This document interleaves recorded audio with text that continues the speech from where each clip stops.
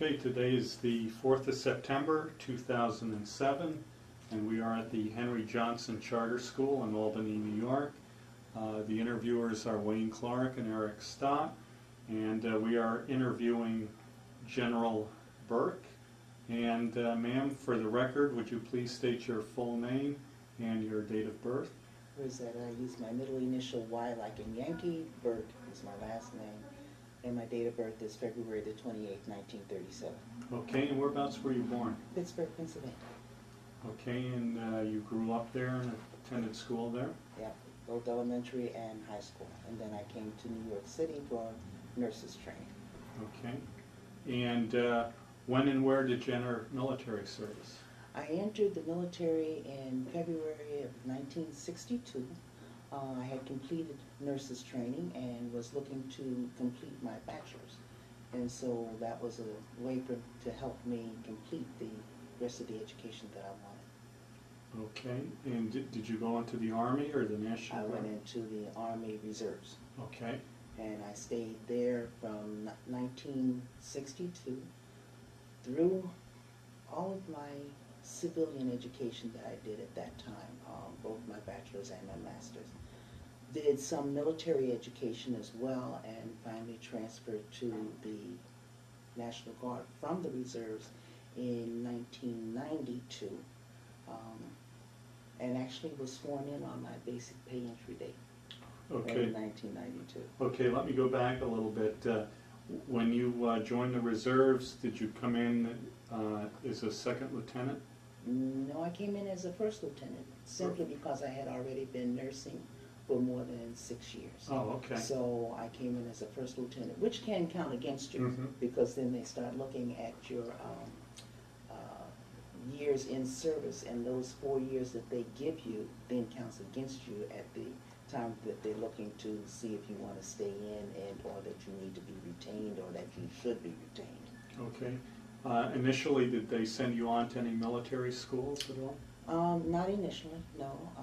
I went to other schools because I wanted to, and there was that opportunity for me to go to the schools, like the various courses to enhance my being an officer. So then I went to like the regular general combat schools, and went to the National Security School, and all those kinds of things. And then eventually I finally ended up between the Reserves and the National Guard of completing my war college. So I went in to War College on the, the correspondence course as a reservist, but I graduated as a National Guard person.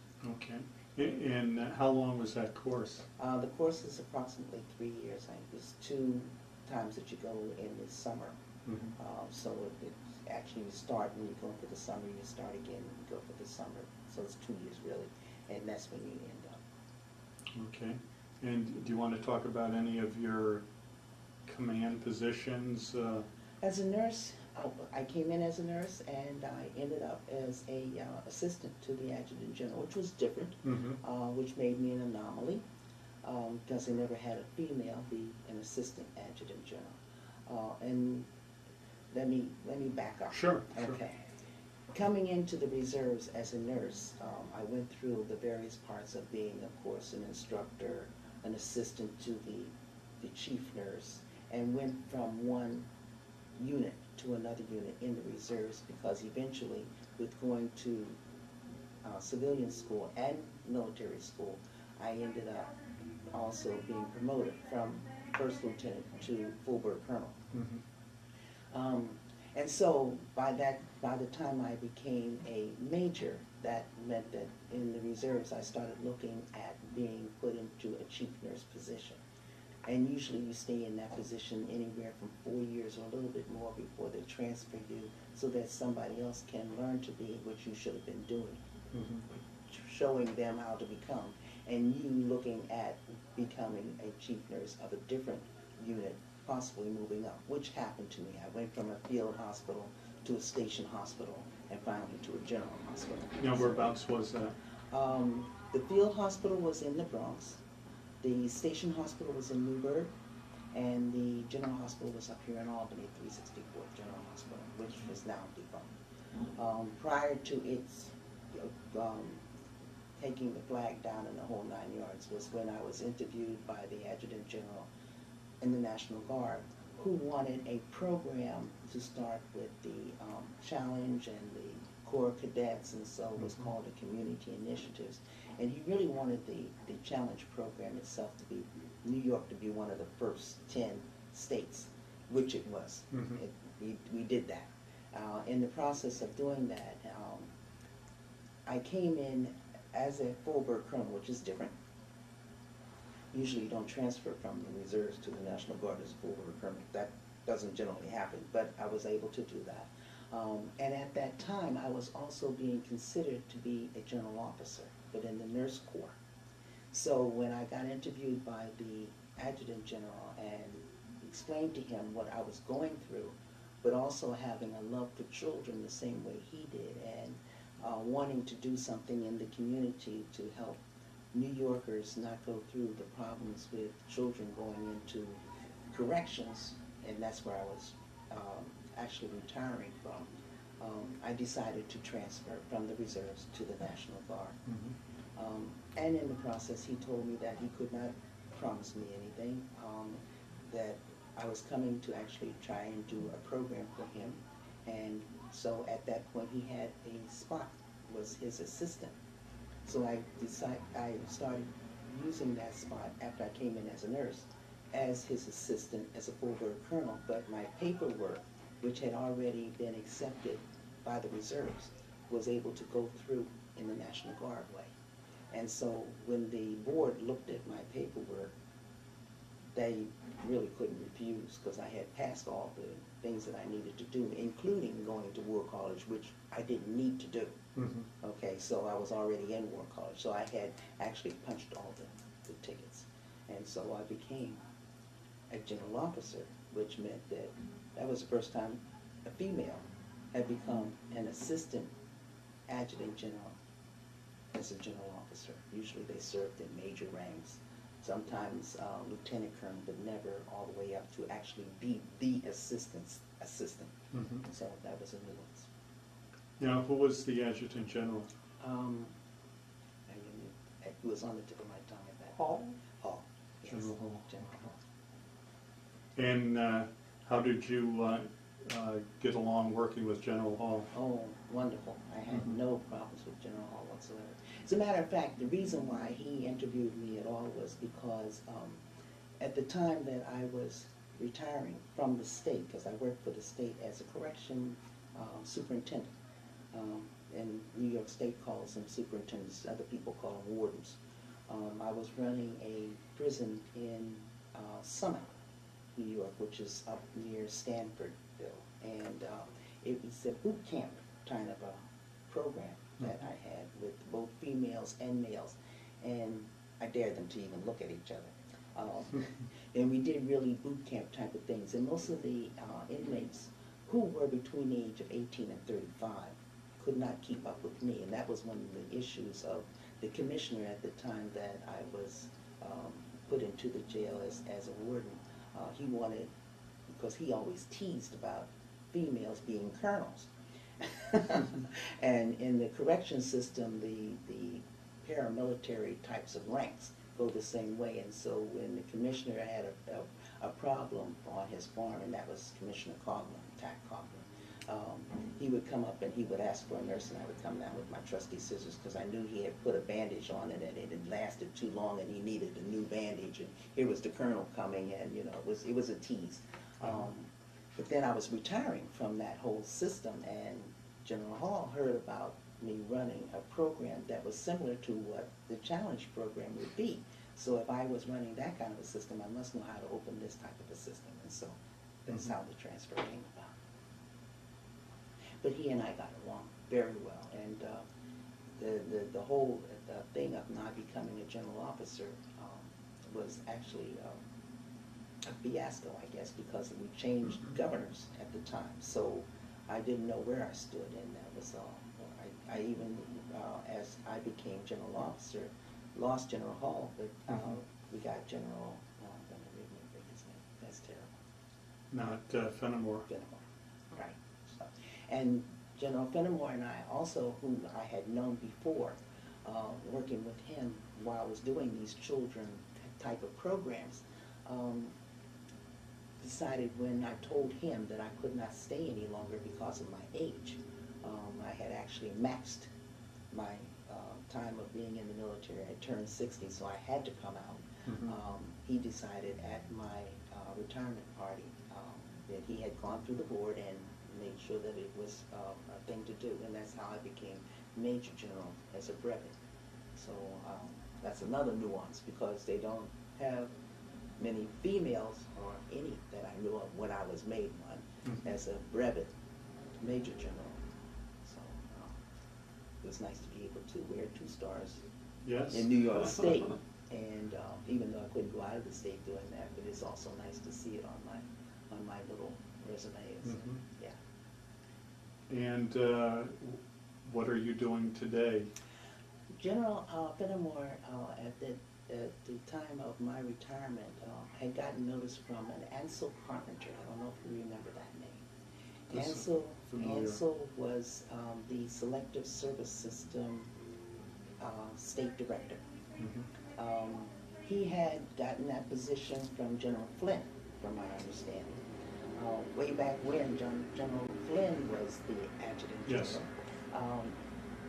He had to also be the director for the Selective Service System. Now, the Selective Service System, as you know, is for the registration of young men between the age of 18 and 26, which is a federal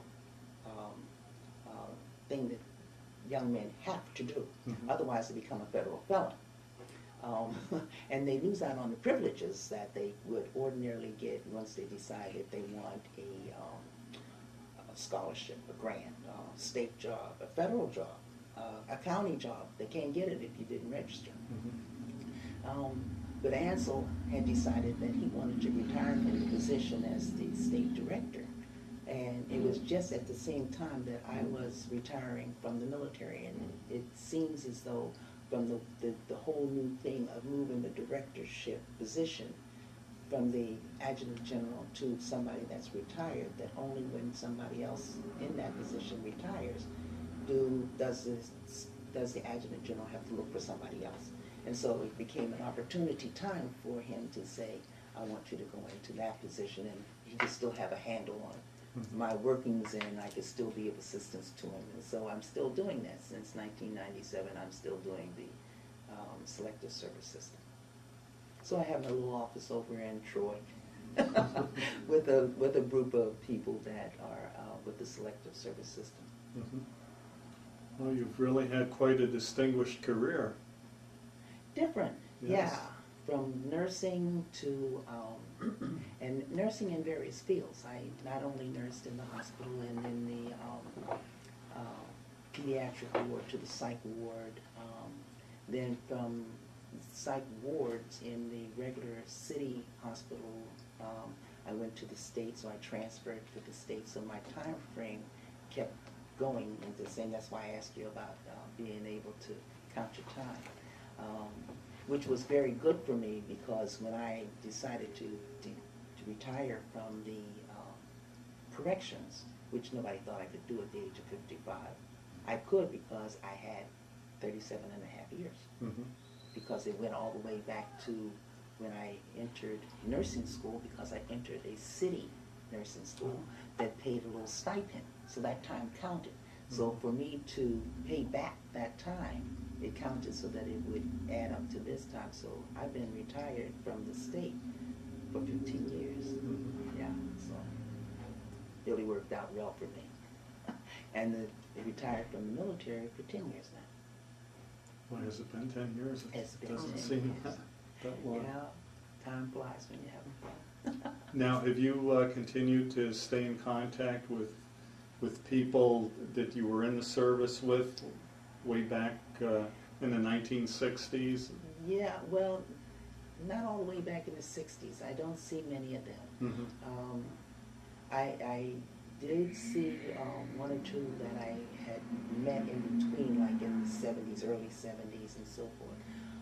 A lot of people, believe it or not, are passing away, and more often than not, I'm going to funeral versus, just keeping in contact. Though I do have to say that the nursing group that I was chief nurse of in the 364th in the General Hospital here in Albany, we have a little dinner that we go to.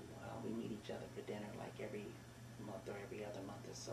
So yeah, I do keep up. And there's often, as I'm going through the street or into the gym, because I still go to the gym for exercise, I'll meet somebody who might be from either the reserves or the National Guard or something like that. Mhm.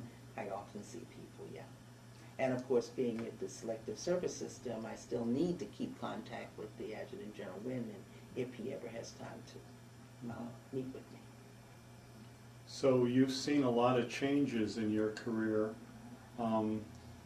Would you say that,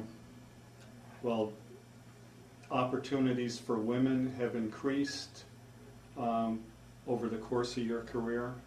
Combat opportunities, Mm-hmm. yes. That was one of the things that was not necessarily an open thing for women to go into combat. Mm-hmm. When I first entered, more often than not, your women came in as nurses or as administrative kinds of positions, like in the kitchen or in the mail room, or maybe if they were in the hospital setting, might be in physical therapy, or in the dentist area, definitely nursing. Your female doctors, okay. The commando positions would come out of combat. So if you were in a combat position, you could get a command easier than if you were combat support. The hospital itself is totally combat support, but many of the doctors who were male at that time, specifically one, and I won't go into the names, thought that he would not have any nurse being a commander of his hospital, no matter how many hospitals he had under him. But I'm seeing that there are nurses that are becoming commanders. My thought at that point in time was he had his feelings, but I believed that because the nurse was in the hospital 24/7 and definitely was the one that was really there to say which patients went where and so forth with his sanction, that the nurse could just as easily be the commander of the hospital. Yeah. But combat is much more prevalent now, and what's funny about that whole situation, if you look into history, women were in the military way before we were even accepted as being in the military. We dressed ourselves as men and joined the military. If you go back to the Civil War, I mean, we're talking about Molly Pitcher and so forth, even before the Civil War Revolution, as a matter of fact, Molly Pitcher was. And a musket ran between her legs and as she was firing the cannon, so we've always been in the military. And we were always in combat. They just didn't understand that we could do as much combat as we have been. Yes, it's not easy, I'm sure, for the media or anybody else to hear about a woman missing in action and or being a prisoner of war. But we serve, and so that That's the becomes the reality. risk. That becomes the risk, yes. And there's many more things that possibly can happen to us, but they happen to the men too. We don't want them to happen to anybody, whether they're male or female. So, but being in the military, that's a risk. Yeah. But we fly planes now. Yes, yes. One of the things I've noticed that DM&A and Latham, the number of women in not only the command positions as company commanders, but women first sergeants, platoon sergeants, etc., right beside the male soldiers. Yeah. Women have come a long way. Have come a long way, a very long way from the time when I first entered, definitely. Okay, well, thank you very much for your interview. Well, I appreciate it.